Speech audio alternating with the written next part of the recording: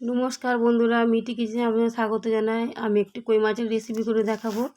আমি এখানে 5টা বড় সাইজের কই মাছ নিয়েছি। এর কই মাছগুলো ভালো করে কেটে দিয়ে পরিষ্কার করে নিয়েছি, নিয়ে নুন হলুদ মাখিয়ে নিচ্ছি। এবার আমি একটি বাটিতে একটু মশলা গুলে নেব। তার জন্য দিয়ে দিচ্ছি নুন, পরিমাণ মতো নুন, আর দিয়ে দেবো একটু হলুদ গুঁড়ো, আর দিয়ে দেবো একটু লঙ্কার গুঁড়ো। আপনাদের পছন্দ মতো আপনারা লঙ্কার গুঁড়ো দিতে পারবেন। আর দিয়ে দেবো একটু জিরার গুঁড়ো, আর দিয়ে দেবো একটু ধনিয়া গুঁড়ো।